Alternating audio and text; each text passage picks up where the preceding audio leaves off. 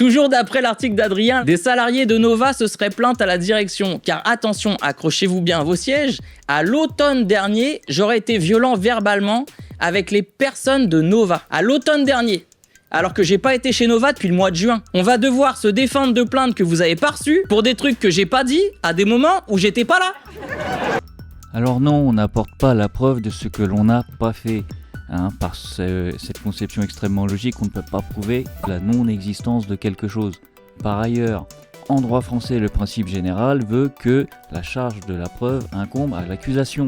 C'est la personne qui t'accuse, que ce soit une personne civile, que ce soit une autorité judiciaire ou administrative, le procureur, c'est à lui d'apporter des preuves de ta culpabilité. Et toi, tu discutes sur les preuves, mais c'est pas lui qui avance une accusation plus ou moins gratuite et à toi de t'en défendre. C'est l'accusateur d'apporter les preuves des faits qu'il dénonce. Par ailleurs, puisque ça se passe par voie de presse publiquement et dans un contexte de médias, c'est un délit de presse bien connu qui est la diffamation. La diffamation qui est définie à l'article 29 de la loi du 29 juillet 1881, on en a déjà parlé un millier de fois, toute allégation ou imputation d'un fait qui porte atteinte à l'honneur ou à la considération de la personne ou du corps auquel le fait est imputé est une diffamation.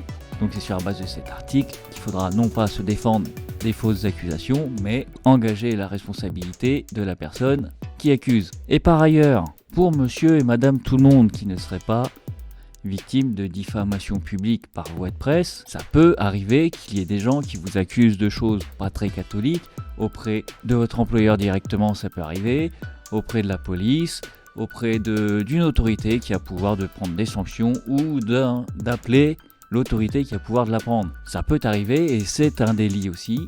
C'est ce qu'on appelle la dénonciation calomnieuse et elle est punie à l'article 226-10 du Code pénal qui nous dit que la dénonciation effectuée par tout moyen est dirigée contre une personne déterminée d'un fait qui est de nature à entraîner des sanctions judiciaires, administratives ou disciplinaires et que l'on sait totalement ou partiellement inexacte lorsqu'elle est adressée, comme je te le disais, aux personnes qui ont le pouvoir de prendre des sanctions et donc une dénonciation calomnieuse.